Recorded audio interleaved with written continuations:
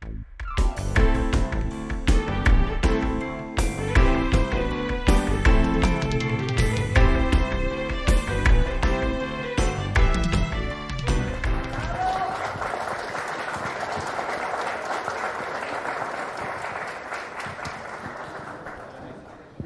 muy buenas tardes y bienvenidos.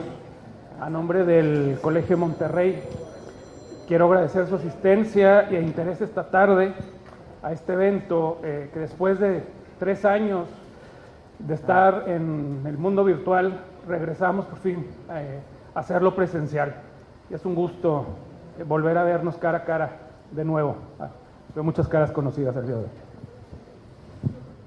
El Colegio de Monterrey es una asociación civil sin fines de lucro, sin afiliación partidista, que tiene como misión no solo el promover la participación ciudadana, más allá de lo electoral, sino también promover la formación ciudadana.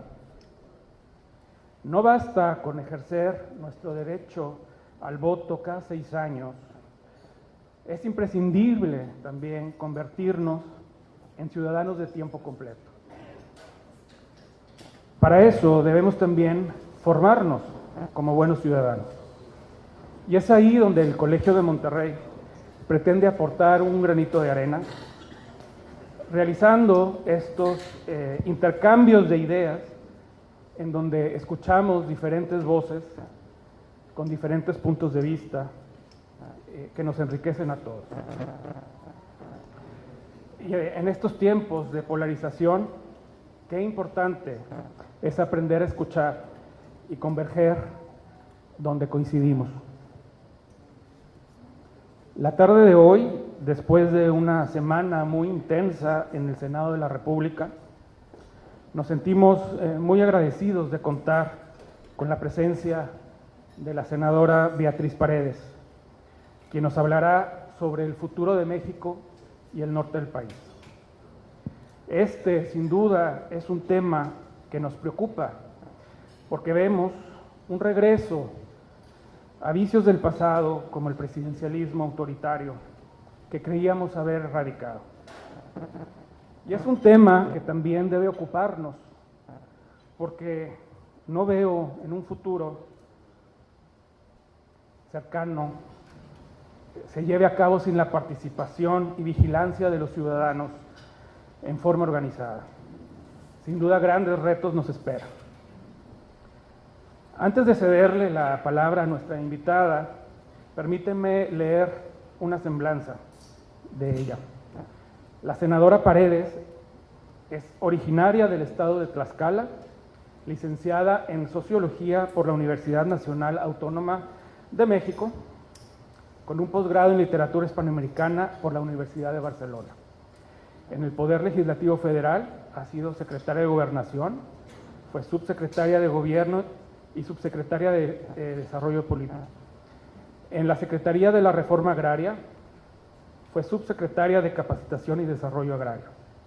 En el Poder Legislativo Federal ha sido diputada federal en diferentes legislaturas, habiendo presidido la Cámara de Diputados y el Congreso de la Unión. Ha sido también gobernadora de su estado natal, Tlaxcala, y diputada local del mismo estado. En las tareas partidistas fue presidenta del Comité Ejecutivo Nacional del PRI y presidenta de la Fundación Colosio. Fue dirigente nacional de la Confederación Nacional Campesina. En materia internacional se ha desempeñado en diversas responsabilidades, destacando la de embajadora de México en Cuba, embajadora de México en Brasil y presidenta del Parlamento Latinoamericano. Fue integrante del Consejo Consultivo de UNICEF, es miembro también del International Women's Forum del Inter-American Dialogue. Actualmente es senadora de la República y presidente de la Comisión de Relaciones Exteriores de América Latina y el Caribe, integrante de la Comisión de Relaciones Exteriores, de Agricultura, Ganadería, Pesca y Desarrollo Rural, de Educación, de Asuntos Fronterizos y Migratorios, de Medio Ambiente, Recursos Naturales y Cambio Climático, de Recursos Hidráulicos, de Seguridad Social, de Organismos Internacionales y de la Comisión Bicameral de Seguridad Nacional. Entonces, pues le damos la bienvenida, senadora. Muchísimas gracias por estar aquí con nosotros y le dejo el espacio.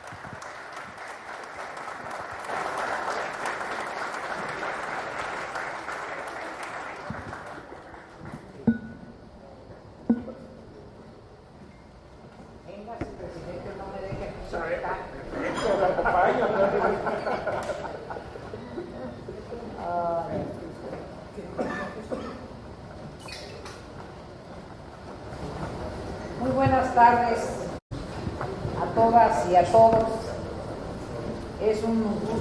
Es un gusto saludarles, es un gusto estar aquí en Monterrey, atendiendo la generosa invitación del Colegio de Monterrey y en el saludo a su presidente, Rolando Espinosa Salinas, saludo a los integrantes de su mesa directiva y a todos los integrantes y las integrantes del Colegio de Monterrey que están entre nosotros. Quiero reconocer la generosa presencia de apreciados amigos, colegas, legisladores y legisladoras. Muchas gracias por estar aquí. Saludo de manera muy especial a quien coordina a los diputados federales de Nuevo León en la Cámara de Diputados, Andrés Cantú, a la presidenta de la Comisión de Agricultura, con quien trabajo cotidianamente desde el Senado de la República, a la diputada María de Jesús Aguirre, a mi querida amiga de tantos años, a la diputada Marcela Guerra. Muchas gracias a mi compañero de organización, al diputado Juan Espinosa.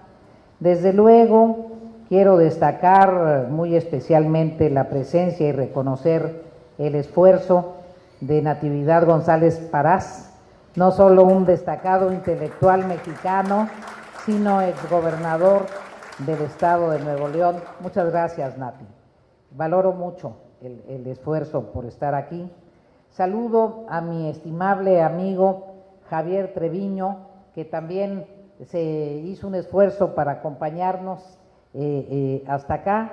Quiero, en la presencia de la diputada local Lorena de la Garza, saludar a un compañero de partido que no pudo estar hoy entre nosotros, a nuestro compañero Cienfuegos, y aprecio mucho la presencia de Carlos Barona, dirigente estatal del sector popular, a destacados académicos y académicas que están entre nosotros, a distinguidos empresarios y medianos y pequeños empresarios, a compañeras exlegisladoras y amigas de siempre, a la licenciada Lourdes Quiñones, a Mari Huerta, a muchas y muchos que están, y quiero saludar a algunos que no están, que se nos adelantaron.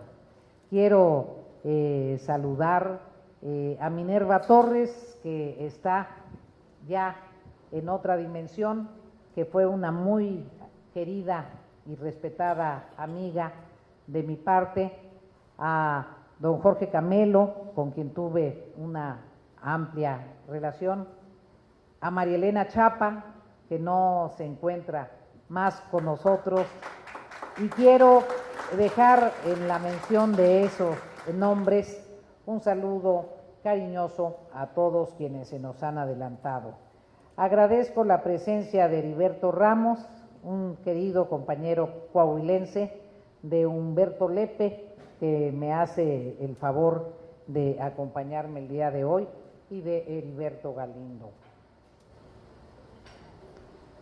Ustedes van a decir qué pretenciosa Beatriz, que viene a hablar del desarrollo nacional y del papel del norte de México sin ser norteña.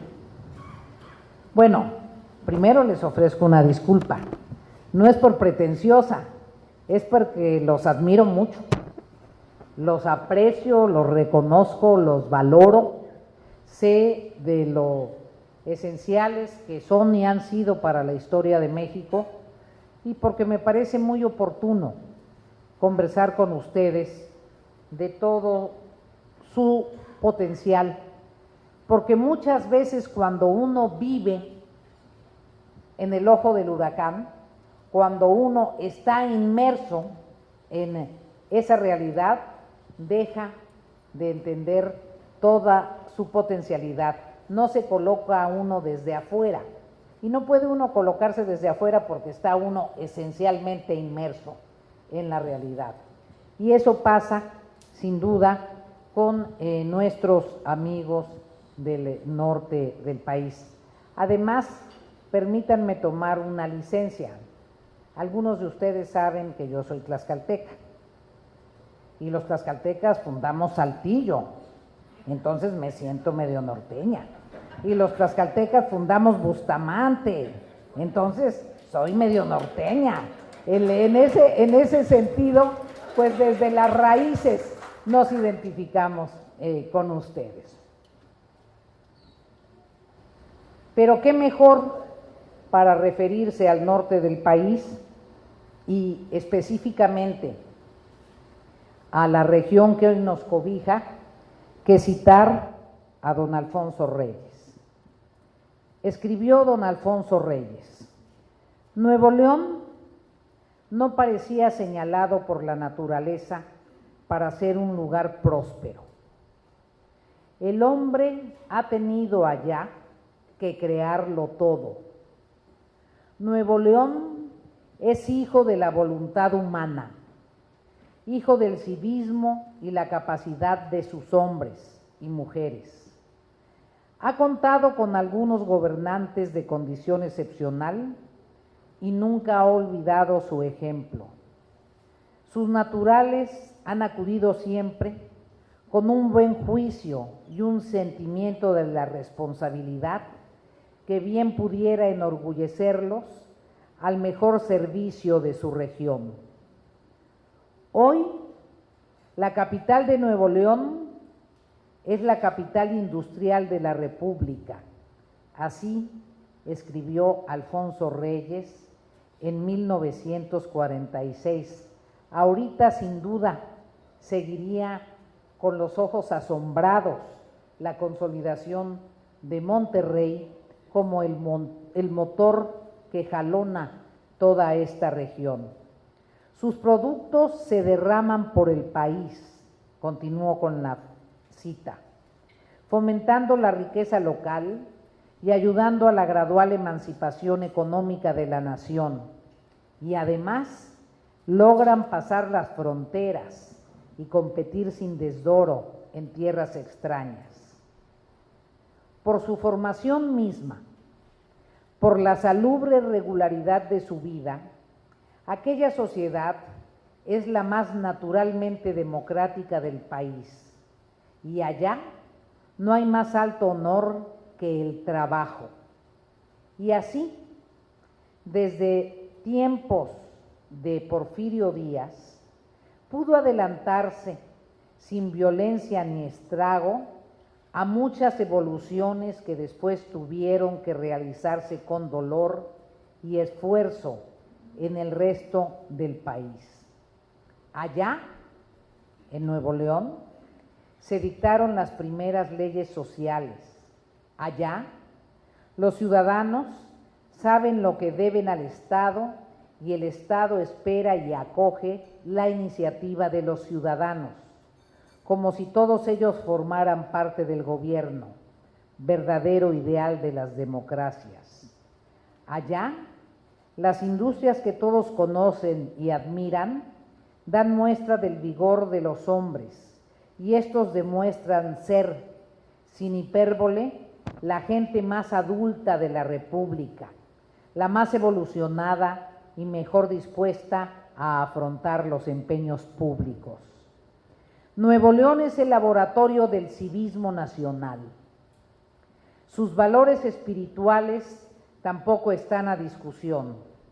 Desde Fray Servando Teresa de Mier, bravo y algo fanático luchador de la independencia, hasta nuestros días, se suceden los trabajadores de las letras y la inteligencia. Algunos de ellos han alcanzado renombre donde quiera que se habla nuestra lengua y aún más allá. Saludemos a Nuevo León, vivero de nuevos mexicanos. Saludemos a Monterrey, alarde de la humana virtud, abrigado en su estupendo valle, donde se alzan como centinelas el Cerro de la Silla y el Cerro de la Mitra, con sus caprichosas siluetas, y aquel bastión de la Sierra Madre que el poeta Manuel José Otón ha cantado bajo el nombre de las montañas épicas. Así se refirió don Alfonso Reyes, un regio regiomontano, valga la redundancia, a estas tierras.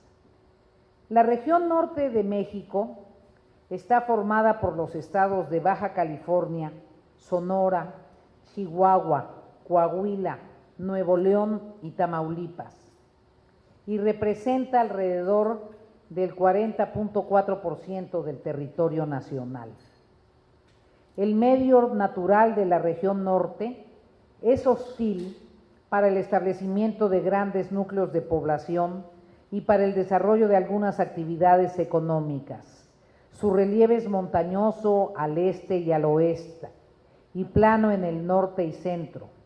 Al tener climas seco y semiseco, la mayor parte de su territorio está cubierta por matorrales espinosos. Solo en las partes altas de las sierras se localizan algunos bosques de pino y encino.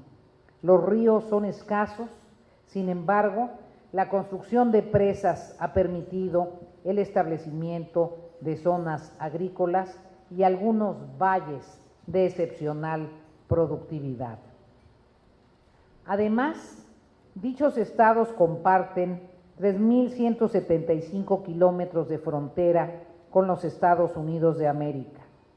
A lo largo de esta franja fronteriza viven millones de personas que día a día comparten economía, cultura y una historia común.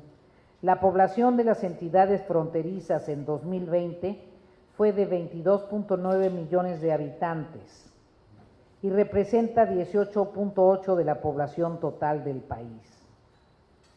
El Consejo Nacional de Población estima que la población de las entidades fronterizas de manera agregada será en 2030 de alrededor de 25 millones, de entre ellas Nuevo León, Baja California y Chihuahua individualmente superarán los 4 millones de habitantes. El norte de México, por su historia, sus recursos y sus capacidades, tiene todo el potencial para que desde aquí se inicie la reconstrucción institucional y se establezca, se consolide, se recupere la vigencia del Estado de Derecho en algunas otras regiones de nuestra patria extraviada. La larga tradición federalista de los estados del norte debe aprovecharse para que consolidemos el federalismo mexicano, en el cual uno de los elementos fundamentales tiene que ver con la gestión de la hacienda pública. Yo soy una convencida federalista, por eso considero indispensable una gran reforma hacendaria integral en nuestro país, que redefina las responsabilidades de cada uno de los 3 niveles de gobierno y que en función de ello asigne facultades, atribuciones y redistribuya los ingresos públicos. Esta gran reforma ha de establecer límites claros y efectivos a la discrecionalidad en la asignación de los recursos por parte de los gobiernos. Ha de hacer mandatorias la transparencia y la rendición de cuentas para desterrar cualquier tipo de decisión que obedezca a caprichos personales más que a las prioridades de la región o del país. El fortalecimiento del federalismo comprende de manera muy destacada la descentralización de los servicios públicos de educación y de salud y la rendición de cuentas en todas las áreas. Recientemente, las decisiones no caminan en el sentido del fortalecimiento federalista.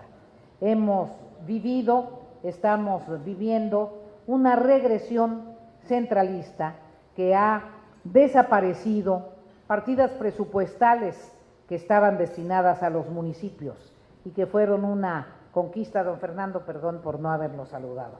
Mucho gusto que esté usted entre nosotros. Sabe lo que le aprecio. Una regresión centralista que en el ámbito presupuestal desapareció partidas que respaldaban a los municipios. Una regresión centralista que en el caso del sector agropecuario desapareció programas prioritarios para los pequeños agricultores y para los campesinos que se daban en la estrategia de pari passu, de cooperación entre productores, gobiernos estatales y federación.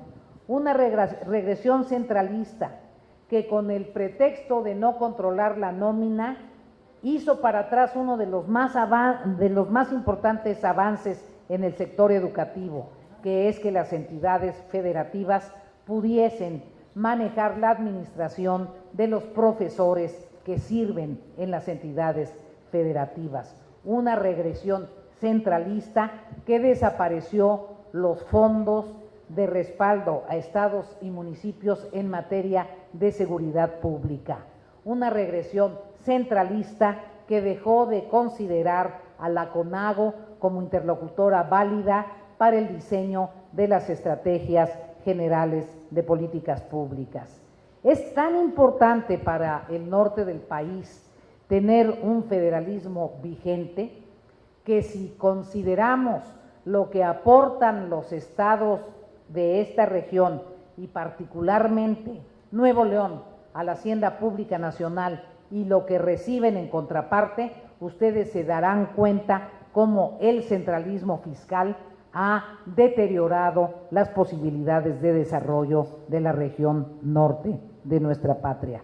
Por eso nos pronunciamos por un federalismo vigoroso, un federalismo que sin duda respaldará el florecimiento de la región norte de nuestro país.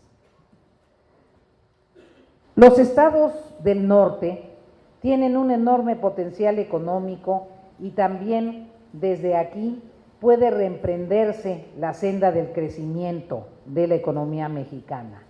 De hecho, en una etapa recesiva, la planta productiva neoleonesa y de la región, la planta productiva de Coahuila, la zona fronteriza de Sonora, el desarrollo muy importante de la planta maquiladora de Tijuana y de Baja California han sido soportes para que no decayera más las cifras nacionales. Pero en este momento, si ya había claramente una tendencia de crecimiento en función de la modernización empresarial y de los clústeres existentes en la región, en este momento, ante la estrategia de reubicación de un conjunto de empresas de América del Norte que se habían colocado en Asia, relocalización que es producto de un replanteamiento estratégico de la relación China-Estados Unidos y de la decisión negociada en el TEMEC para la articulación económica de América del Norte, sería el momento más vigoroso de las posibilidades del norte de nuestro país.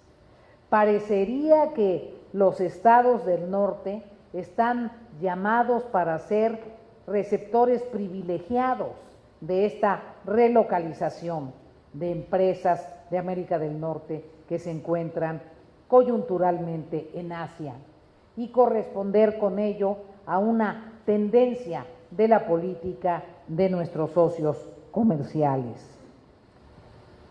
La industria manufacturera de exportación es la que puede ofrecer las mejores ventajas en cuanto a reducción de costos de transporte y agilización de las cadenas de suministro para el gran mercado de Norteamérica. Es necesario hacer un diagnóstico de los vacíos en las cadenas de suministro. Es indispensable tener una estrategia integral como región para que, revisando las cadenas de suministro cuyos huecos y vacíos se alimentan, se satisfacen con productos del Asia, podamos articular esta oportunidad de una América del Norte verdaderamente integrada en términos económicos. ¿Por qué el norte tiene esta extraordinaria capacidad? En primer lugar, por el extraordinario esfuerzo que han hecho para educar a su población. Esa es su verdadera ventaja competitiva. Y que no me digan que es porque hay salarios bajos. En la región norte del país, en términos promedio, hay menos salarios bajos que en otras zonas del país.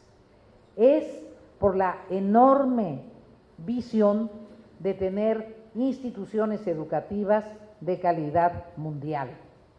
Y aquí mi reconocimiento al Instituto Tecnológico de Monterrey y a la Universidad Autónoma de Nuevo León, como al Tecnológico de Saltillo, como al Colegio de la Frontera Norte.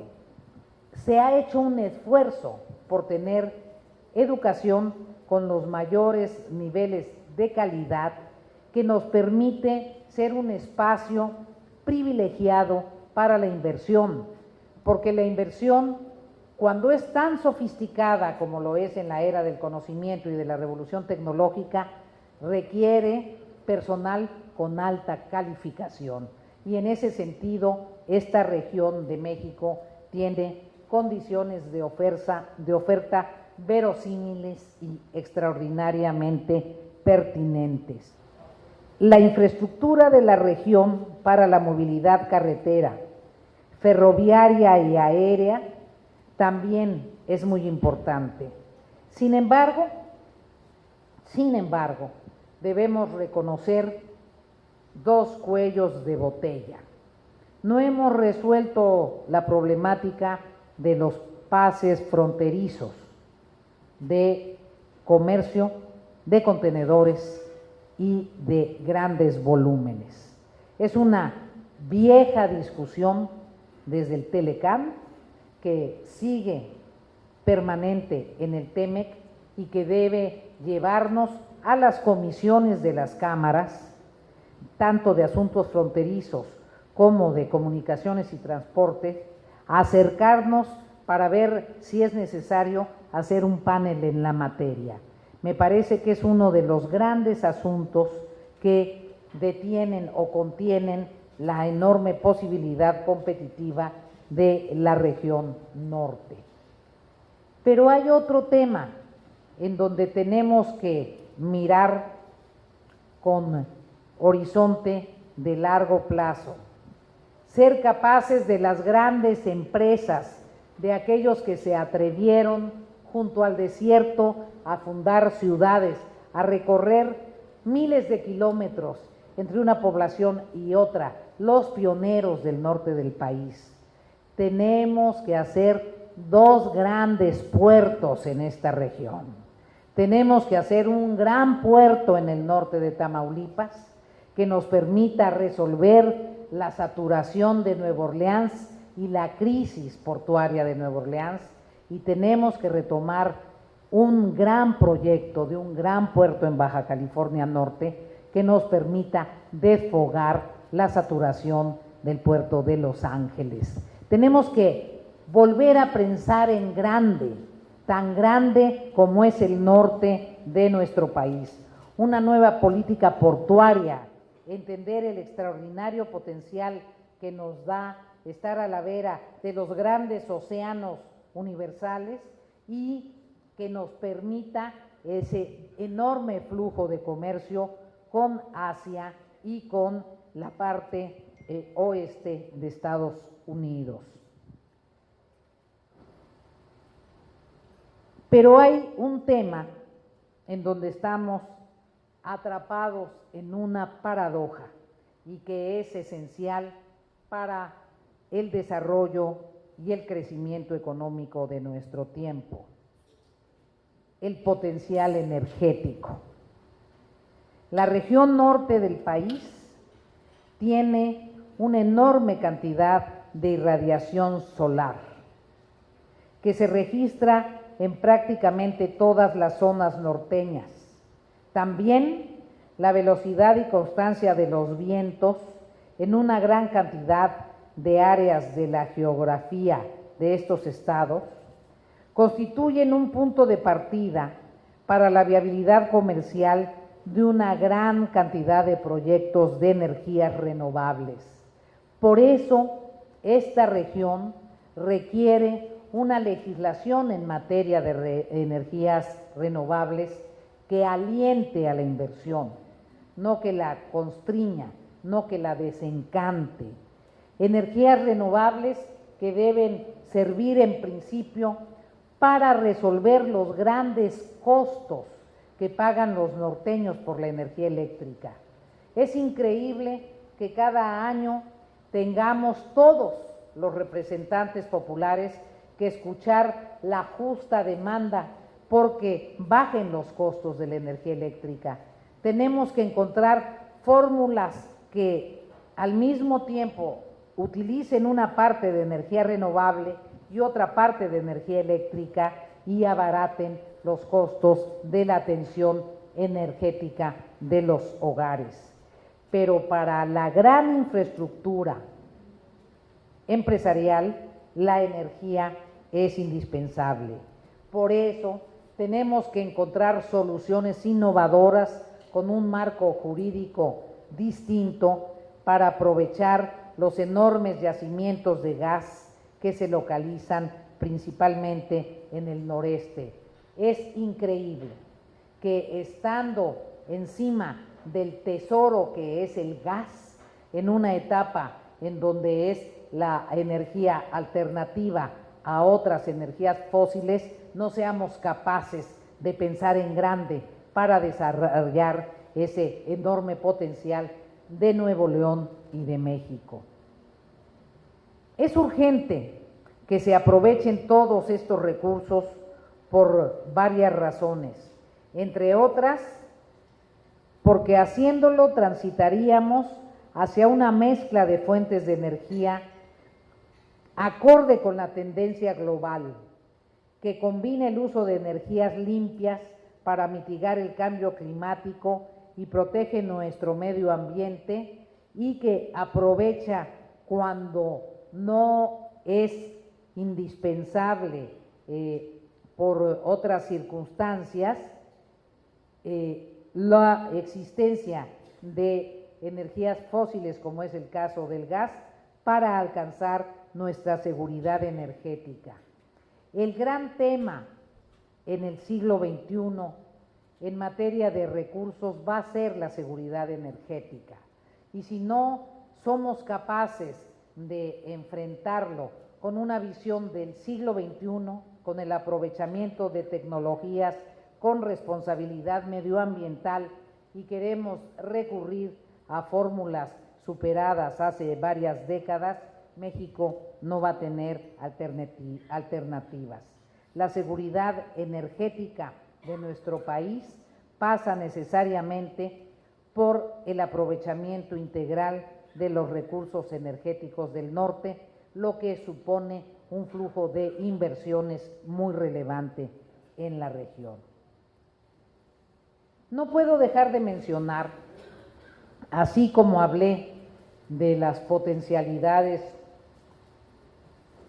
extraordinarias de la región norte, uno de sus problemas nodales, el agua.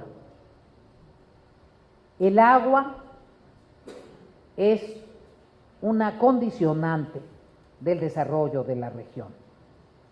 No solo el agua para la satisfacción de las necesidades humanas, que supone todo un diseño distinto del aprovechamiento y suministro del agua en las grandes metrópolis del área.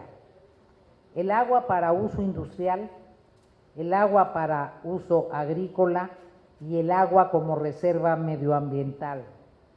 Desde el análisis profundo de la pertinencia de los tratados de aprovechamiento del río Bravo en la dimensión internacional, hasta el uso de altas tecnologías, pensando incluso en Baja California, en la desalinización de agua de mar, hasta el talento para aprovechar ese portento de agua que es el sur de Tamaulipas, en donde es increíble que dejemos que esos ríos turbulentos se pierdan en el Golfo de México sin ningún aprovechamiento y control.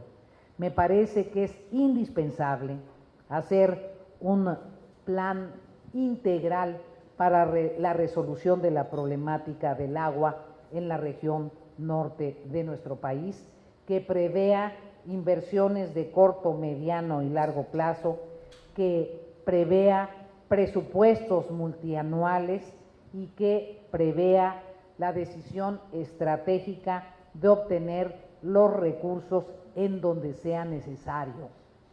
Y fijen lo que subrayo, recursos en donde sea necesario, incluso concurriendo al financiamiento medioambiental que a tasas preferenciales existe en todo el mundo para las grandes obras que se relacionan con la ecología. En ese sentido, por eso los estados que tienen un enorme potencial, las regiones que tienen un destino promisorio si haces las inversiones adecuadas, requieren de una política económica flexible y madura que permita que las entidades federativas tengan un diseño propio de mediano y largo plazo y no estén asfixiadas por decisiones del gobierno federal. Queridas amigas, queridos amigos, he tenido el privilegio de conocer bien la región norte de nuestro país. Algunas entidades federativas de manera más detallada, otras prácticamente sus ciudades y municipios principales.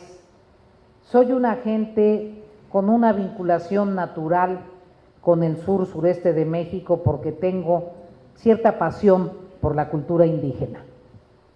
Sin embargo, de quienes he aprendido es de los norteños. He aprendido de los norteños lo que a mí me parece más relevante en una sociedad: un carácter, un temperamento, un temple. El temple que les permitió colonizar regiones inhóspitas. El temple que ha permitido a las mujeres del norte ser seguras de sí mismas. Nunca he conocido una mujer norteña que me salude con la cabeza baja. Siempre he encontrado en las mujeres norteñas esa seguridad y esa dignidad de la mirada de frente y la cabeza alta. Nunca he vivido una mujer norteña que no haya sido capaz de quedarse al frente de su casa cuando su marido se fue a trabajar al otro lado. Nunca. Y nunca he conocido una mujer norteña que en medio de esas regiones agrícolas inmensas tiene que cuidar el rancho y se asuste y no sepa también, ¿por qué no?, cargar lo que sea necesario para poderse defender. Ese carácter de las mujeres y de los hombres del norte reflejan, déjenme decírselo con sinceridad, lo mejor de la personalidad mexicana, la decisión de salir adelante, la decisión de que no te aplaste la naturaleza, la decisión que no te venza la vecindad. Ustedes de manera muy fácil hubieran podido abstraerse de la cultura regional y de la cultura mexicana y ser avasallados por la cultura consumista del vecino país del norte. Por el contrario, tomaron los valores democráticos del vecino país del norte y los han nutrido con su identidad regional. No solo son norteños, son baja californianos, son chihuahuenses, son sonorenses, son neoleoneses, son coahuilenses y son tamaulipecos. Son muy orgullosos de su cultura regional y los une algo que es esencial entre nosotros, particularmente en una época de tantas dudas y de tantas incertidumbres. Cuando dan la mano, la dan de verdad. Y cuando te dicen sí, es una afirmación verdadera. Y cuando te dicen no, sabes a qué atenerte. El rollo de nosotros, los del altiplano, afortunadamente, no pasa por su DNA.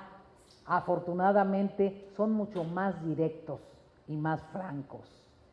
Pero tenemos el enorme desafío de la realidad contemporánea que les afecta más a ustedes. Una política migratoria no resuelta con inteligencia, en donde no nos hemos atrevido a exigir que en los tratados internacionales con América del Norte se incorpore la migración como un tema de movilidad laboral. Y el hecho que por estar en la frontera norte reciban miles de personas que en tránsito hacia otro país se quedan a residir en esta región y los municipios no disponen ni de la infraestructura ni de los recursos para una estrategia de buena y adecuada recepción. Y tenemos que seguir siendo un país que le abra los brazos a los migrantes y cuide y respete sus derechos humanos, pero necesitamos dotar a los estados del norte y a los municipios de los recursos para que ello no trastoque la realidad regional de convivencia armónica. Y un incremento brutal ligado a su condición fronteriza de la inseguridad y del peso del crimen organizado en la región. Son los grandes desafíos que pueden lastrar la posibilidad del desarrollo al que está convocado el norte de México. Para ustedes, una estrategia integral, pertinente y correcta de seguridad pública es indispensable. No puede haber regiones sin ley en ninguna zona del país, pero mucho menos en las regiones fronterizas, por lo que ello compromete nuestro comercio internacional y nuestra realidad regional. Son las respuestas que habremos de exigir desde ahora y en los próximos años. Recuperar el control pleno y la vigencia del Estado de Derecho en el norte de nuestro país no es una prioridad solo para los norteños, es una prioridad para el Estado mexicano y, por qué no decirlo, es una prioridad para la región de América del Norte. Yo creo, con Alfonso Reyes, en la grandeza de esta zona. Creo que desde el Cerro de la Silla no solo se observa a este emporio empresarial, académico y de creatividad que es Monterrey, sino también se observa en lontananza el firmamento y las estrellas que los mexicanos merecemos alcanzar. Muchas gracias por su atención.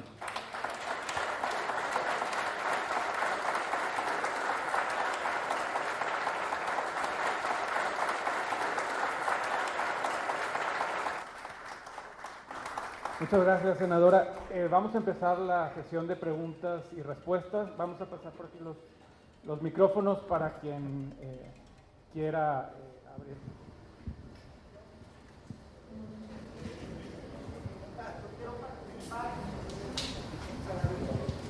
Les pedimos nada más, por favor, si quieren, antes de la pregunta, mencionar su nombre y de dónde.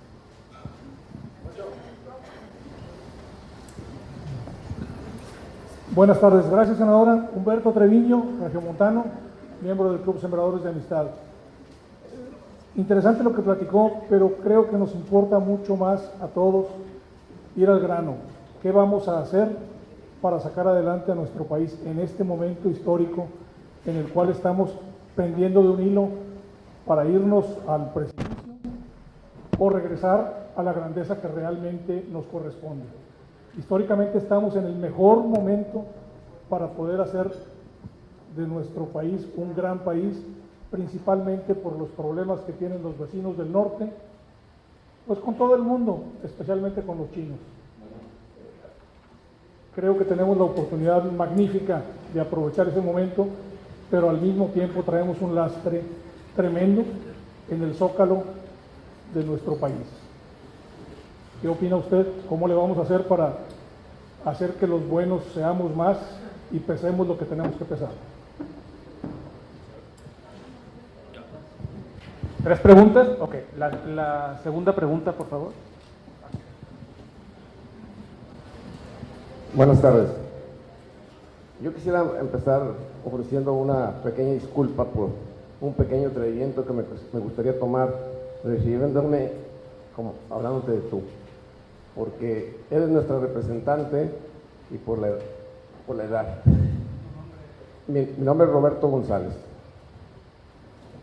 Haciendo alusión a lo que mencionabas ahorita en tu narrativa, yo me voy a referir a las energías renovables limpias, que son más baratas, son necesarias para que los empresarios mejoren sus costos y de alguna manera pues sus productos estén más accesibles hacia el último consumidor. Sin embargo, lamentablemente la estrategia a nivel federal no es esa. Ahorita hay ciertos negocios que ya tienen las instalaciones hechas y no arrancan porque la Comisión Reguladora de Energía no les da permiso. Y eso causa un gran problema de imagen a nivel mundial.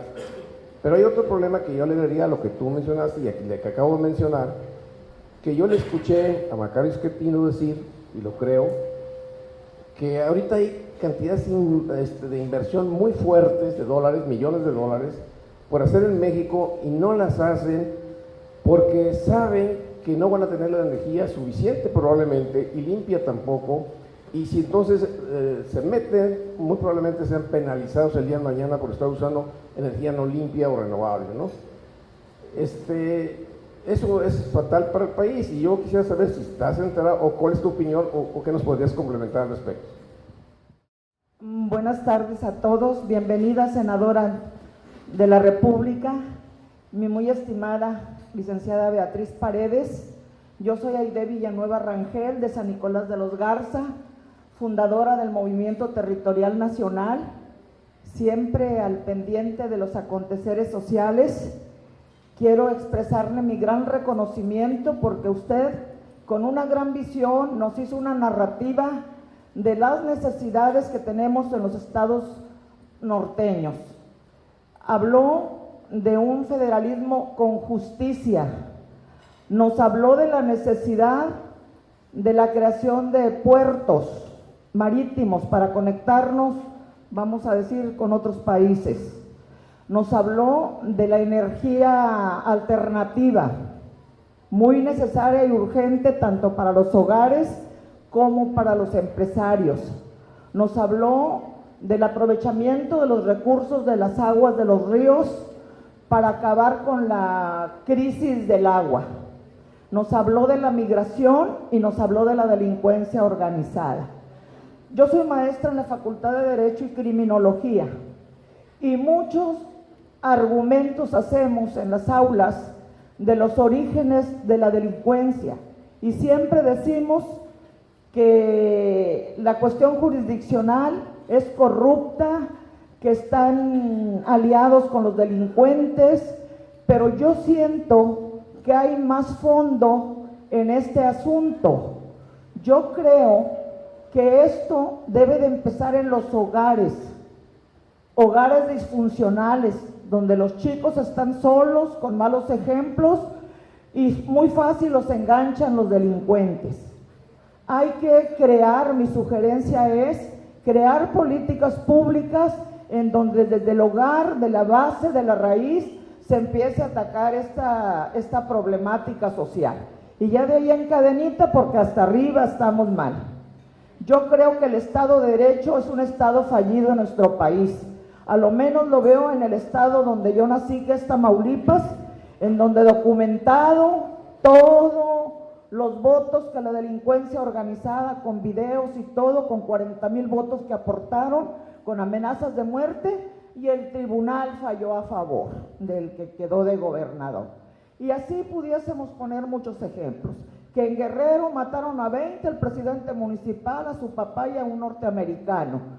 Que en Cuernavaca mataron a una diputada, y es todos los días, no Nuevo León, todo el país es la tierra de nadie. Estamos en un momento muy coyuntural en donde se trata de abatir todas nuestras instituciones.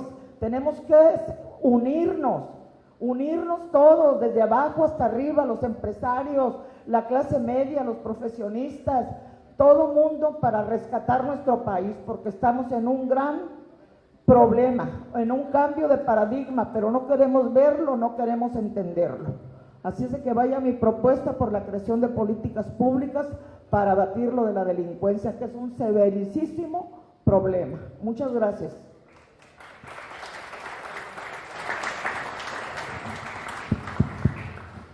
Muy bien, pues son tres comentarios y preguntas muy interesantes. Don Humberto Treviño, al grano, faltan 2 años para 24, tomen la decisión, así al grano, tomen la decisión, cambien las cosas, le corresponde a la sociedad cambiar las cosas. Si tenemos una estrategia federalista distinta y renovada, en esa estrategia federalista distinta y renovada se puede armar todo un gran debate sobre a quién le corresponde dar permisos en materia de energías renovables.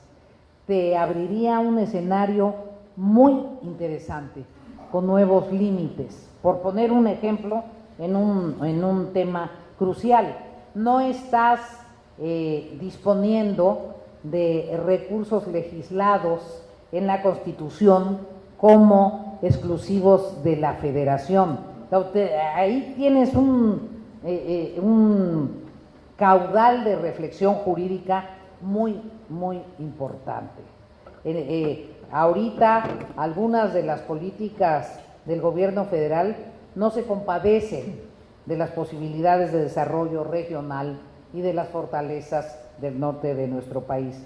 Una de ellas, en donde hay más tensión y mayores contradicciones, es la política energética, y particularmente en la política energética las expectativas de las energías renovables. Yo soy una convencida de que es importante que si el mundo empresarial puede resolver su autoabasto energético, eso hay que propiciarlo. Lo planteé como dirigente de la Confederación Nacional Campesina cuando sugerí que los ingenios azucareros pudieran autoabastecerse con el excedente que al hacer la zafra generan de energía. Soy una convencida. Sin embargo, hay criterios distintos que en este momento tienen la preponderancia. Pues al grano, hay que ganarles en 2024, así de sencillo.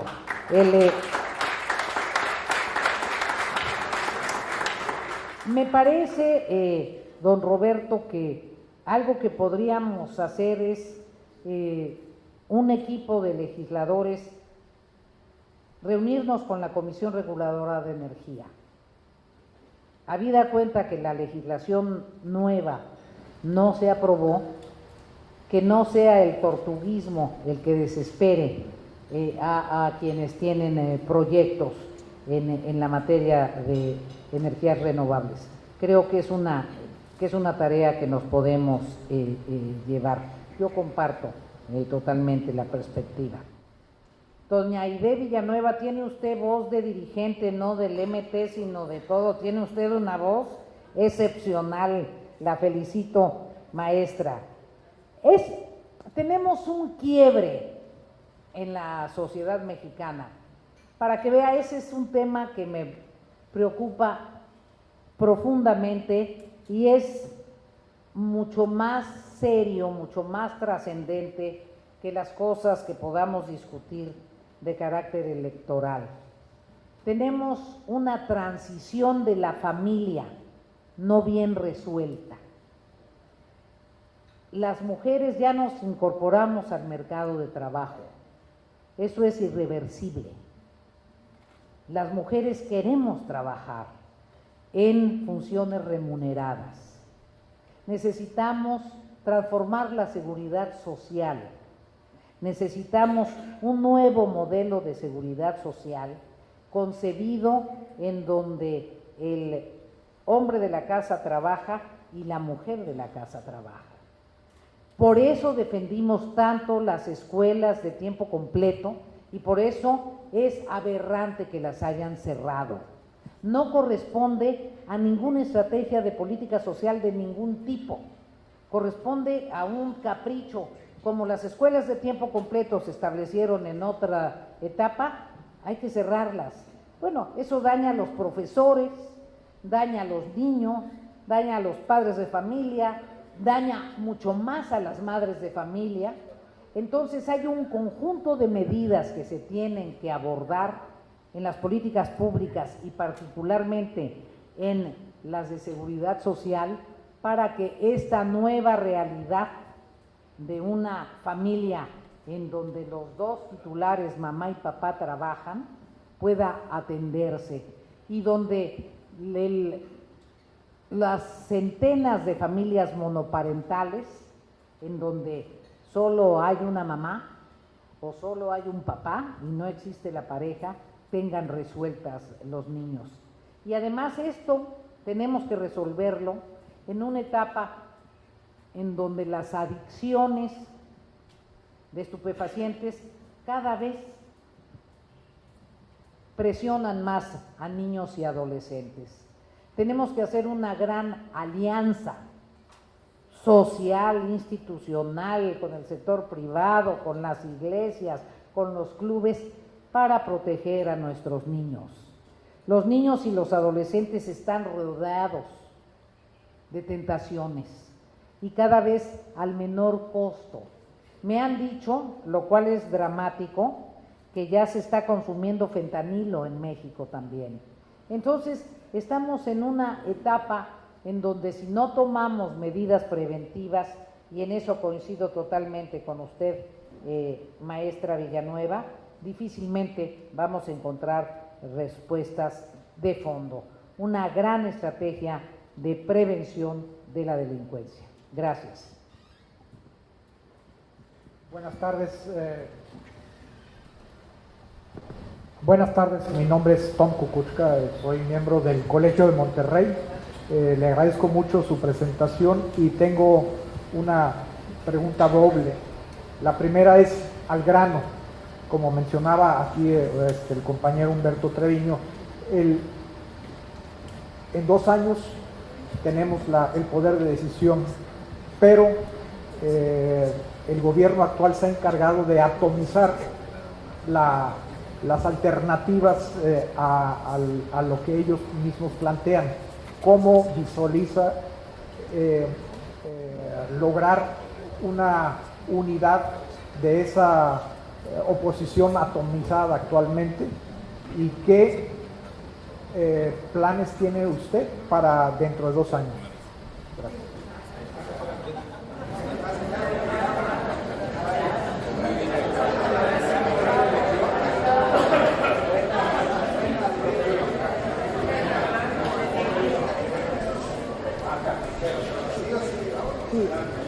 Bienvenida, Beatriz, y gracias al Colegio de Monterrey por invitarnos a este evento maravilloso. Y bueno, primero que nada, felicitarte, muy interesante, al grano, estoy encantada de verte de nuevo y de escucharte.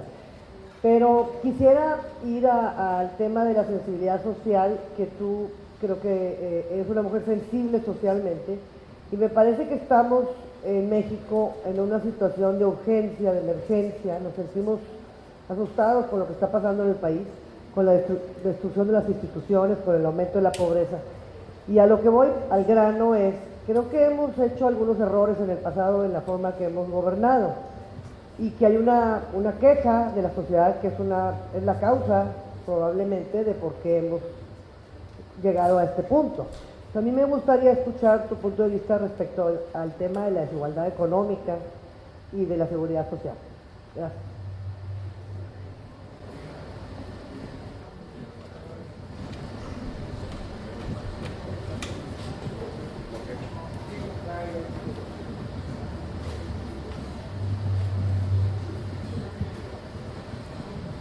El maestro Jesús Morquecho, de formación priista, maestro en Gobierno y Políticas Públicas, con el permiso de los exgobernadores aquí presentes. Quiero antes agradecerte, Roberto, la invitación, darte públicamente mi pésame por la irreparable pérdida de nuestro amigo Ricardo. Al grano. Una mujer de talento, una mujer de acción, pero sobre todo de pensamiento. Senadora, parafraseando a Nelson Mandela, México tiene hambre de grandeza. Y segundo punto, ¿hasta dónde una mujer que ha dado su vida al servicio de México, con aciertos y superando obstáculos? Hay la reflexión de qué se hizo mal y qué se tiene que ofrecer al nuevo votante emergente. Estoy llegando del evento de blockchain de LAN, que organizó el gobierno del Estado, y un experto comentó que solo el ecosistema de Nuevo León han generado más de 350 jovencitos entre 15 y 24 años que han generado entre $1 millón y $5 millones. Y esos son los promedios medios. Es una nueva generación que viene. ¿Qué es lo que usted, como mujer de Estado, y ante la polarización que hemos visto de otros partidos políticos, nos podría compartir en beneficio de armonizar la sociedad mexicana que tanto requerimos? Gracias, senadora. Muchas gracias. Debo confesarle, señor secretario Tom, que no lo mencioné porque no sé cómo mencionar su apellido. Cucucha. Perfecto. Porque dije, esto era aquí todo un Tom, pero qué tal si la riego. Muy bien.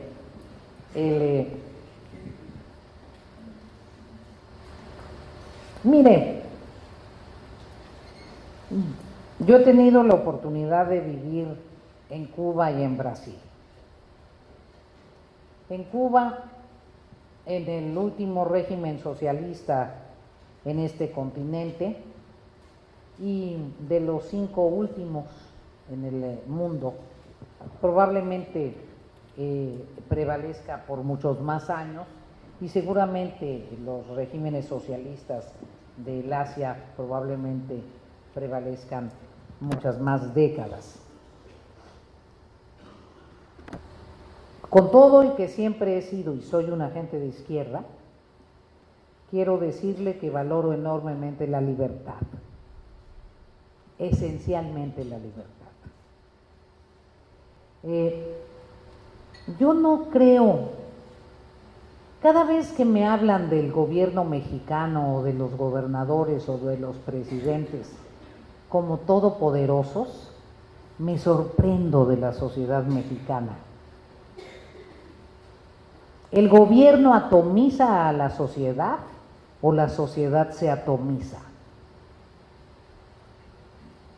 De repente hablamos de nosotros mismos como si no tuviésemos libre albedrío, capacidad de decisión. Yo pienso que si somos capaces de analizar con la agudeza que ustedes están analizando las cosas y se percibe en la profundidad de sus preguntas, la sociedad mexicana tiene la respuesta, como la tuvo, y me voy un poco a lo que pregunta Verónica Sada. Claro que tiene que haber una reflexión autocrítica. Si no hacemos una reflexión autocrítica es porque somos verdaderamente obnubilados o ciegos. Pero si no hacemos una reflexión autocrítica, la sociedad la hace y nos corre. Tan sencillo como eso. No fuimos capaces de erradicar la corrupción de algunas personalidades del ejercicio del poder. La sociedad nos dio una nueva oportunidad y no fuimos capaces de corregir eso y nos corrieron. Así de sencillo, sí. Estamos ante una población de adultos, no de menores de edad. Entonces, yo pienso que cualquier proceso de fragmentación social tiene cuando menos dos partes. Una autoridad que lo intenta y un sujeto social que lo acepta. Y quiero creer en la capacidad de la sociedad mexicana para articularse en la defensa de sus legítimos intereses. Y si la sociedad mexicana percibe que el gobierno no representa sus legítimos intereses o pone en riesgo lo que han conquistado a través de décadas, a mí me parece que la sociedad mexicana va a optar por cambiar las cosas. Yo le tengo confianza a la ciudadanía de nuestro país. Personalmente he decidido participar, aspiro a ser candidata y en 24 espero estar celebrando con ustedes la victoria. Quisiera comentar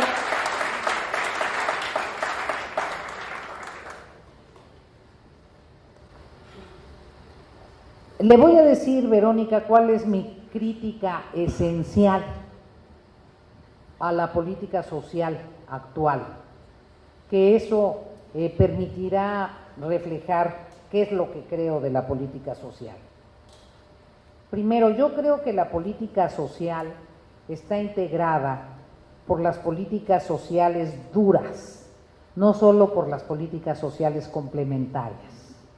Para mí las políticas sociales duras, en términos técnicos estoy hablando, son primero la educativa. Si tú no tienes una muy buena política educativa, no tienes una política social. Segundo, la de salud. Y si tú no tienes una política de salud articulada con una política de seguridad social, no tienes una política social. Y en tercer lugar, la política de transferencias económicas directas. Para mí la política social no tiene como eje las transferencias económicas directas. Esa es una derivada de una política económica de determinado modelo. No es en sentido estricto una política social. Es una derivada de una política económica que definió para complementar ingresos castigados en el modelo de desarrollo capitalista que tenemos, hacer transferencias directas. Y por otro lado, en otro concepto de política económica, para romper el círculo vicioso de la pobreza.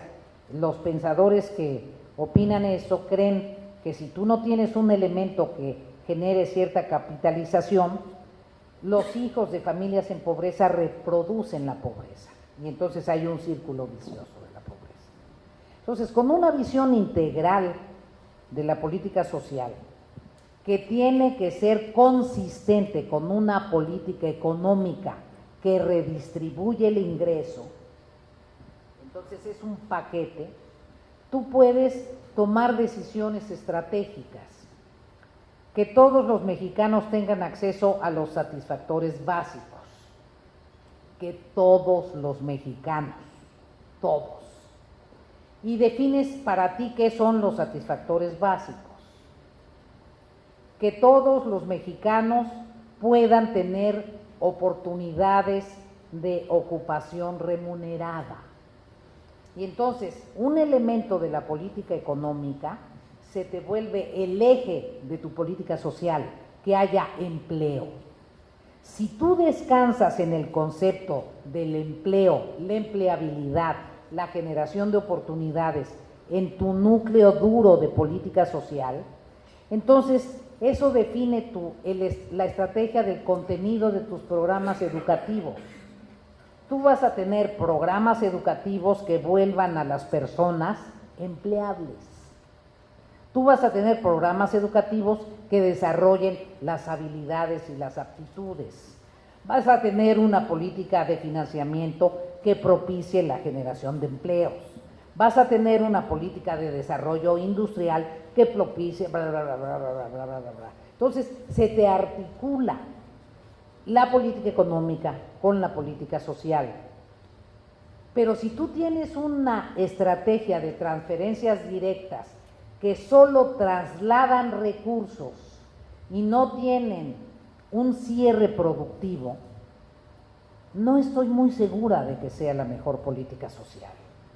A mí me parece que es legítimo el darle transferencias directas a las personas de tercera edad. Pero esto tiene que complementarse con una política para las personas de la tercera edad, con una política en el sector salud, de atención geriátrica, etcétera, etcétera, etcétera, con una política en el mundo del entretenimiento, etcétera, etcétera. No es suficiente solo la transferencia, tienes que hacer una política. Pero si le estás dando transferencias directas a los jóvenes sin una estrategia de capacitación, sin una estrategia de inserción en el mundo educativo y sin una estrategia de inserción en el mercado laboral, algo le está faltando a tu política social. Si das becas y no exiges promedios, da lo mismo, pues que me den una beca, si ni voy a la escuela, o si me saco 2, bueno, entonces me parece que el punto nodal que no comparto es que no se está generando la corresponsabilidad y que no tienes una estrategia que cierre productivamente con los sectores que están en edad productiva el modelo de transferencias, porque desapareciste la política de financiamiento, porque desapareciste los microcréditos, porque no hay asistencia técnica para generar empresas de economía social, etcétera, etcétera. Yo verdaderamente creo que lo que distingue al ser humano de otras especies es su capacidad de creación y de trabajo, y que lo que realmente dignifica es la posibilidad de tener un trabajo digno. Don Jesús, hizo usted una exposición que nos recordó a todos que hay varias nuevas generaciones que simplemente andan en otra sintonía, que están preocupados por la digitalización, por la alta tecnología, que están conectados a la 5G, que están revolucionados. Tuve el privilegio de presidir la Comisión de Ciencia y Tecnología en el Senado.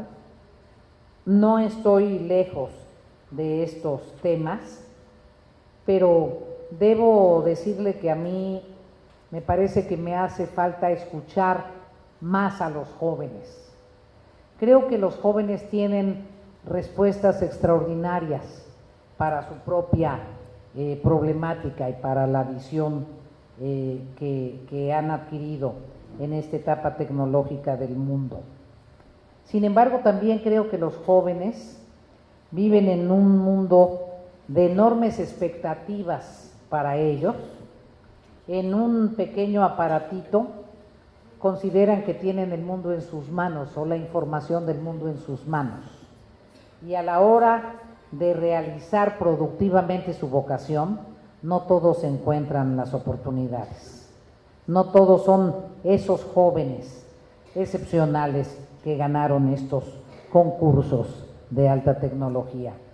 Entonces me parece que el gran desafío para la civilización de nuestro tiempo, no para México, para la civilización de nuestro tiempo, es acercar las expectativas de los jóvenes con las posibilidades que realmente les da el mundo y reconstruir otra manera del concepto de productividad. Tenemos que inventar otra manera, porque además la revolución tecnológica le va a pegar al mundo laboral de manera frontal.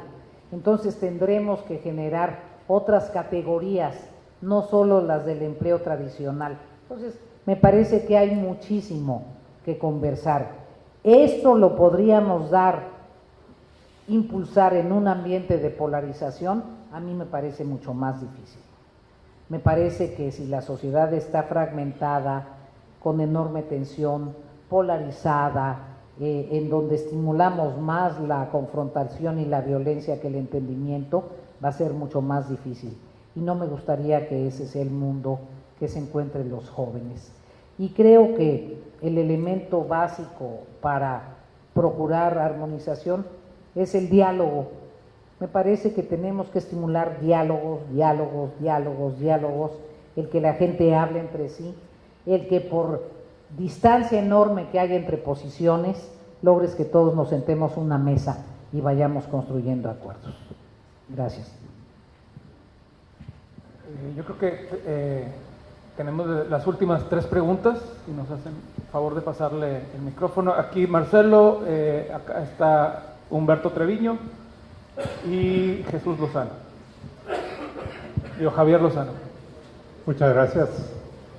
Soy Marcelo Ávila, ecuatoriano, ex alumno del Tecnológico, casado con regiomontana por casi 60 años. Soy jubilado, embajador jubilado del Servicio Exterior ecuatoriano y me complace haberla escuchado, entre otras cosas, por esa trayectoria internacional que usted tiene. Trataré de hacerle 2 preguntas o planteamientos precisamente como la visión de un extranjero hacia México.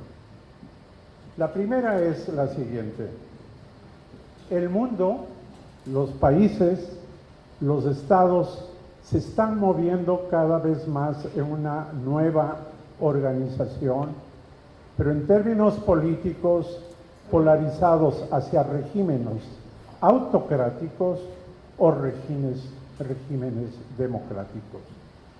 La política exterior mexicana actual parecería favorecer sistemáticamente el respaldo a los regímenes autocráticos, especialmente a las dictaduras que aún subsisten o están en América Latina. Quitando Cuba de paso porque es un régimen especial, usted lo ha dicho, de los últimos socialistas que existen en el mundo, pero los demás que se agruparon alrededor del tema del socialismo del siglo XXI y que ahora se habla de los partidos o regímenes progresistas, que es una manera de cambiar el verdadero título de esos regímenes, están escondiendo dictaduras vergonzosas como la de Nicaragua, como la de Venezuela y otras. Entonces, México, ¿hacia dónde va en el futuro en términos de democracia o de autocracia? Número 1. Y el número 2 tiene que ver con un problema gravísimo que vive actualmente el Ecuador y que está muy vinculado con México, y es la presencia del crimen organizado a través del narcotráfico. Actualmente, más que turistas mexicanos, creo que recibimos aviones de narcotraficantes que llegan al Ecuador y que han convertido en un verdadero hub de droga a nuestro país, dada una serie de circunstancias que sería largo explicar. Pero el punto que quiero plantearle, ¿cuál es su visión? Ya que, de paso, le deseo todo éxito en su aspiración política de aquí a 2 años, y que ojalá usted realmente llegue al poder, porque me ha impresionado extraordinariamente bien cómo es su visión global en todos los aspectos. Pero volviendo al tema, ¿cómo sería su accionar o cómo ve usted que debe lucharse contra este gran problema que significa el crimen organizado y el narcotráfico? Muchas gracias. Primeramente, mi felicitación y agradecimiento por su voto el martes pasado en el Senado de la República.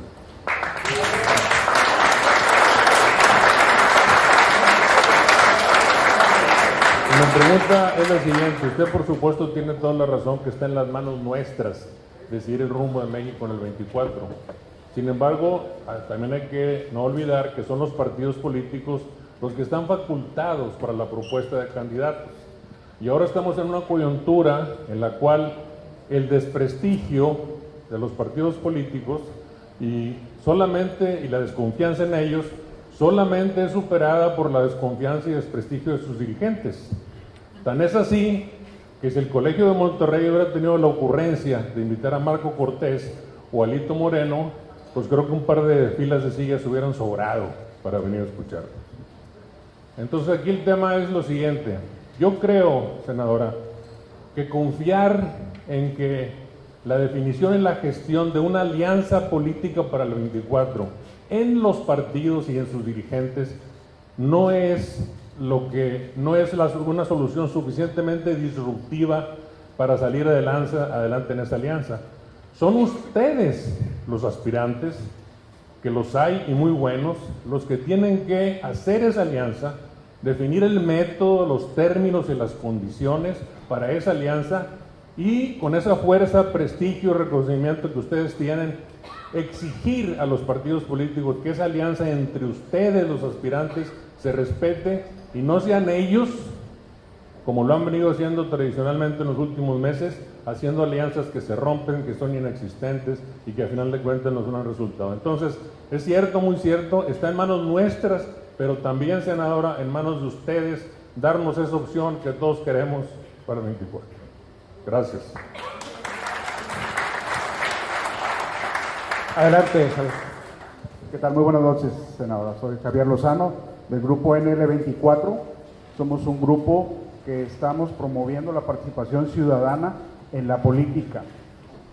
Y mi pregunta está un poquito relacionada con la de Humberto. Yo quisiera preguntarle cuál va a ser la posición de su partido político con relación a la alianza. Si van a seguir ustedes participando o si ya esto que sucedió esta semana va a significar el rompimiento de la alianza.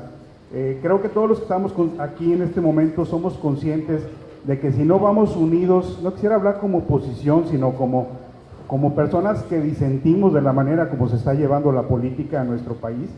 Si no vamos unidos va a ser muy difícil, porque vamos a competir no solamente contra una elección de Estado, vamos a competir contra el narco, vamos a competir contra los programas políticos asistenciales, contra el ejército mismo. Entonces, sí quisiera preguntarle eso con relación a la posición de su partido en cuanto a la alianza. Y la otra es, nada más, ¿qué piensa usted de los legisladores que votaron a favor de la militarización? Gracias. Muchas gracias.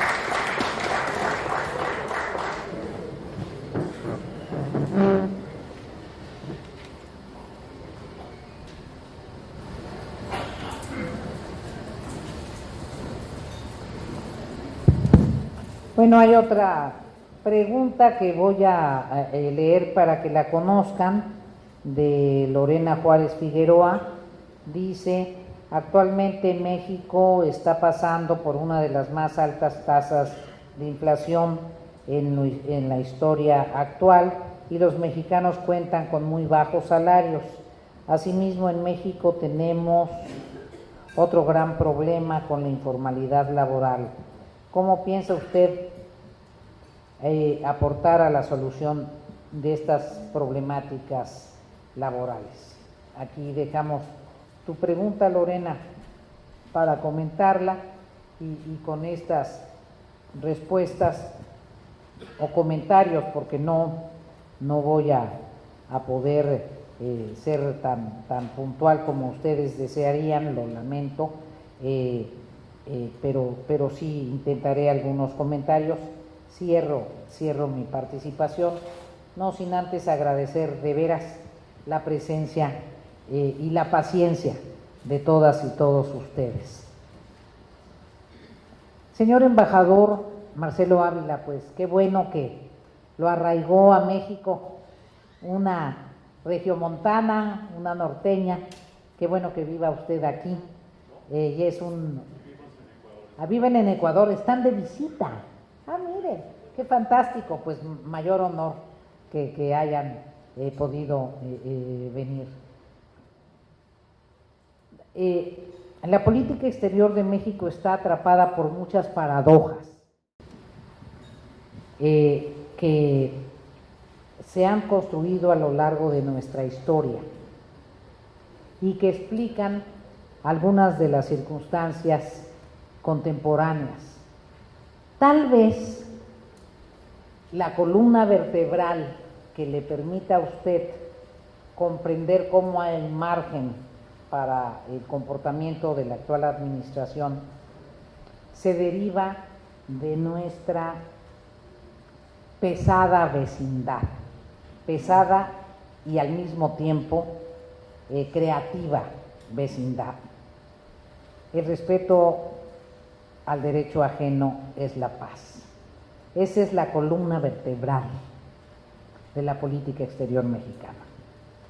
Está establecida en la Constitución, complementada por el respeto a la autodeterminación de los pueblos. Esta definición en torno al respeto a la autodeterminación de los pueblos se vincula con nuestra historia. Si nosotros no demandamos el respeto a la autodeterminación de los pueblos, en la lejana hipótesis de que hubiera un régimen no atractivo para las grandes potencias, si nosotros no tuviésemos ese principio rector, la debilidad de nuestra política interior sería muy grande. Entonces, eso le da margen, en función de la vocación personal del titular de la política exterior, que en el caso mexicano es el presidente, a, cumpliendo fielmente el principio del respeto a la autodeterminación de los pueblos, legitimar la relación con cualquier tipo de regímenes. Usted comprende los alcances de mi respuesta. Desde esa perspectiva, hay etapas en donde, por ejemplo, el presidente López Portillo decidió romper con Somoza. Antier, en la comparecencia del canciller Ebrard en el Senado de la República, se le planteó, se le recordó y se le dijo que hay hechos y circunstancias que parecerían equiparar al actual gobierno nicaragüense con algunas de las decisiones extremas de Somoza, y se le planteó la necesidad de que reflexionaran sobre la interpretación y la aplicación de estos principios en ese caso específico. Siempre México camina ahí en una línea muy delgada. No comparto la generalización sobre el tipo de gobiernos progresistas. A mí me parece que en América del Sur en este momento hay gobiernos de izquierda democrática, el caso muy claro de Chile y de Colombia, con procesos electorales muy complejos, muy competidos, con autoridades electorales bien establecidas, con partidos políticos vigentes, con presencia plural en los congresos. Me parece que Bolivia es producto de una revolución muy compleja, porque es, diría yo, la primera revolución indígena en nuestro continente. No dejo de pensar que Evo era el presidente de los cocaleros, no dejo de pensarlo. Me parece muy intrincado la problemática de la región andina con el tema de la producción de coca. Pero la experiencia boliviana es una experiencia que yo no metería en el mismo paquete, es una revolución indígena y se mezclan elementos aymaras y de esa confrontación tan compleja entre el mundo mestizo y el mundo indígena boliviano, que ustedes conocen bien en otra proporción, porque la población mestiza ecuatoriana es mucho mayor que la población indígena. Y experiencias que son más bien reminiscencias de otra etapa de gobiernos autoritarios, que es la etapa venezolana, con gobiernos, con regímenes de control militar y plebiscitos. Entonces, no los metería en el mismo cajón. Como de ninguna manera yo me atrevería a señalar que si Lula gana las elecciones sea un gobierno progresista antidemocrático. Me parece que la situación de Brasil tiene otros antecedentes y el perfil de las formaciones políticas brasileñas tienen otros antecedentes.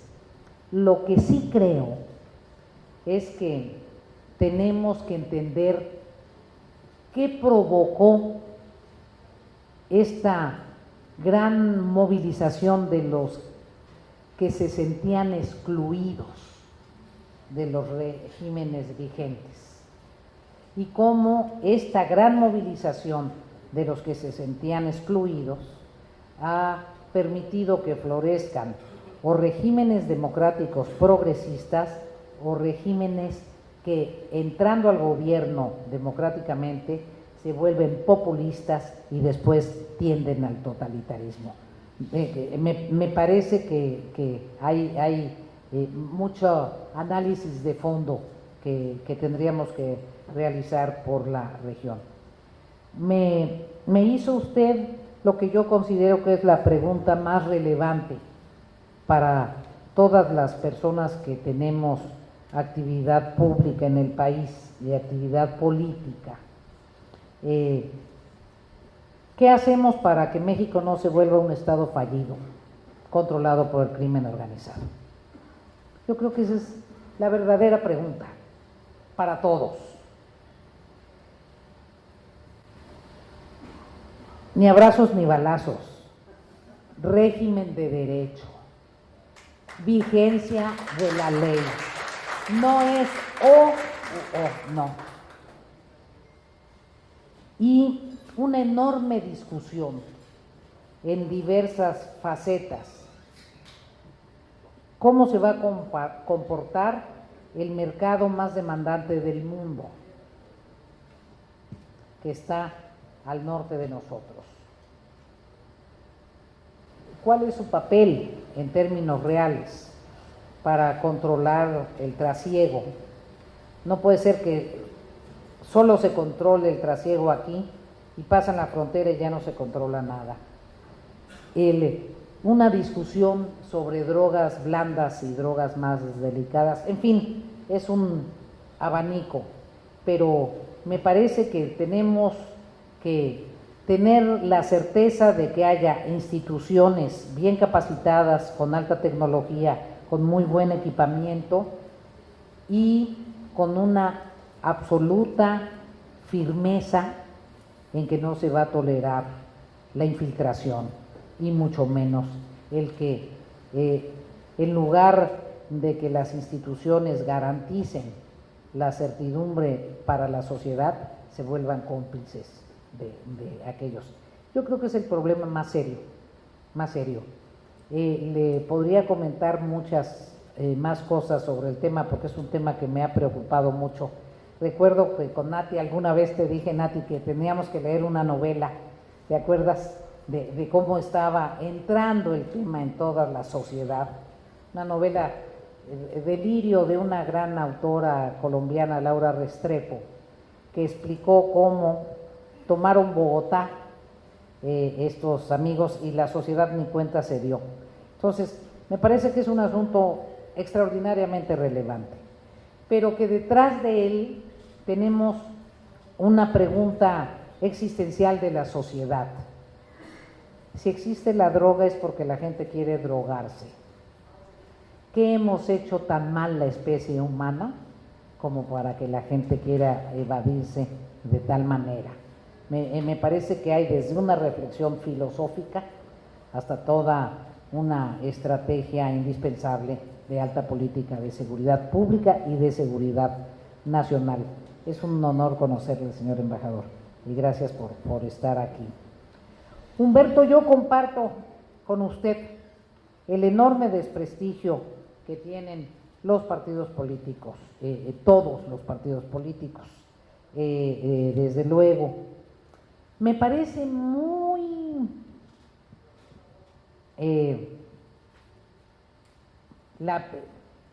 el adjetivo correcto es excitante, pero si digo excitante y me sacan la declaración de contexto, van a decir, Beatriz Paredes se excitó en la reunión del Colegio de Sonora. No, pero el adjetivo correcto es excitante. Me parece muy excitante intelectualmente la idea de una alianza entre los aspirantes. Me parece muy interesante. Déjeme darle vueltas. ¿Cuáles son los límites que tenemos la legislación electoral? La legislación electoral señala que el registro de cualquier candidato tiene que ser a través de un partido político o un candidato independiente, que es otra dinámica. Entonces, pero me parece muy sugestiva, es menos peligroso, que muy sugestivo el comentario que me hace. Así es que me deja usted tarea pendiente y se lo agradezco mucho. Don Javier Lozano. Por eso le dije que les comenté que tal vez no respondía puntualmente todo. Primero, ¿cuál va a ser la posición del PRI respecto de la alianza? Todas las declaraciones de todos los niveles del PRI han sido que quieren la alianza. Todos los niveles. El presidente del PRI, la secretaria general, los diputados, los senadores, ninguno ha dicho que no quieren la alianza. Quien puso en cuestión la vigencia de la alianza no fue el PRI. Entonces, esto. El segundo, no quiero contestarle qué opino de mis compañeros que votaron en otro sentido. Primero, porque respeto mucho a mis compañeros. Segundo, porque creo que los legisladores tienen la libertad de votar según el análisis que hacen, según su conciencia, según lo que crean pertinente. Yo no admitiría que otro legislador cuestionara cómo voté. Me parece que le hemos perdido el respeto a los legisladores porque nosotros lo permitimos. Si los propios legisladores nos dedicamos a denigrarnos entre nosotros, ¿quién nos va a respetar? Mire, yo he vivido, quizá las votaciones más delicadas que ha habido en el Congreso, porque me ha tocado pues ser la coordinadora de la oposición cuando llegó el presidente Fox. Yo era la líder de la bancada del PRI y éramos la mayoría. Y recuerdo una votación muy importante para mí, en donde el 80% de mi bancada estaba en contra, y yo era la coordinadora de la bancada, Era la votación sobre si los indígenas zapatistas entraban al Congreso de la Unión o no. Y en mi bancada estaban 2 generales. Imagínense qué pensaban los generales de cómo yo quería votar. Imagínense lo que yo pensaba de cómo querían que no votara.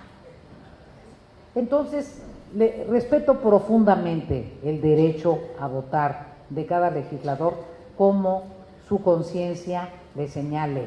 Y en ese sentido tengo una enorme diferencia con todos los partidos políticos. Enorme. Yo creo que el legislador primero es representante social y luego es representante de su partido. Pero eso creo. La gobernanza hacia el interior de la Cámara y del Senado requiere que los partidos agrupen la voluntad de los legisladores. Pero cuando fui presidenta del PRI, jamás le tiré línea a la bancada. Siempre respeté que fuera producto de una negociación interna en la bancada. Y le estoy diciendo eso como convicción, porque yo fui líder de la bancada y presidenta del PRI. Y la misma convicción repetí en ambos roles. Entonces, a mí me parece que el error táctico, que no estratégico, táctico, de ambos presidentes fue suponer que se pueden dictar lineazos de manera pública. Eso ya no existe. Eso ya no existe. Cuando dijeron que iba a haber moratoria constitucional, me parece que se equivocaron, porque no puedes inhibir al legislador de que ejerza su función de legislar. Si tú quieres negociar con tu bancada que no legisle, pues negocia, convence, manéjalo en privado, no expongas, ni te expongas, porque si no te sale, pues no te hicieron caso. Y si te sale muy a regañadientes, entonces ahí me parece que empezó el error táctico. Pero en fin, esos son mis comentarios. A Lorena Juárez, es muy grave el nivel de inflación, me parece que obedece a muchos factores, pero en términos generales las previsiones económicas no es el fuerte de este gobierno, tal vez porque tienen otros datos, pero lo que dicen que va a pasar no ha pasado. No tuvimos un crecimiento ni del 4% ni del 6%, tuvimos un decrecimiento. Los niveles de inflación no se mantuvieron como lo deseaban. Creo que es muy importante. Los expertos, y aquí hay expertos en la materia, señalan que es una de las variables que es más importante para la sociedad, para la ciudadanía, controlar el que haya niveles bajos de inflación, y esto ha afectado particularmente a los consumidores del mundo trabajador y de las clases medias. También ha habido un factor delicado que es el abasto de los alimentos, y allí el haber roto la cadena de fertilizantes, que fue un error de hace varios años, el dejar de producir fertilizantes de manera suficiente en México y la guerra de Ucrania son elementos que han repercutido, y desaparecer programas claves de la Secretaría de Agricultura.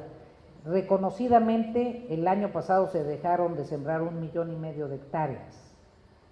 Entonces, hay cuestiones que tenemos que resolver para que haya mayor oferta cuando menos alimentaria.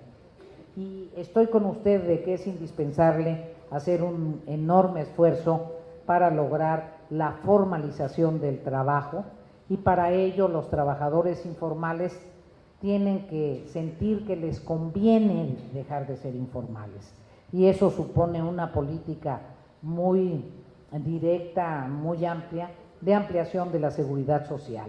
Si los trabajadores informales perciben que les conviene, seguramente tendremos una disposición a la formalización del trabajo.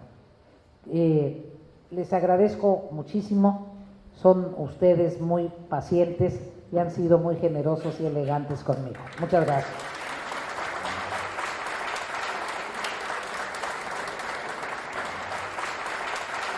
Quiero darle las gracias por haber estado aquí con nosotros esta tarde y compartir sus ideas.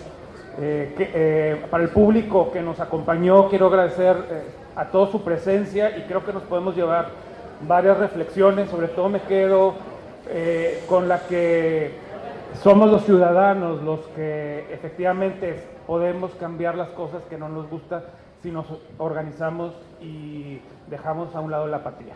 Entonces, muchísimas gracias. Tenemos un pequeño reconocimiento. Efectivamente, aquí en Nuevo León estamos muy orgullosos de nuestros productos regionales y de lo que hacemos en la región. Espero que lo disfruten. Muchísimas gracias.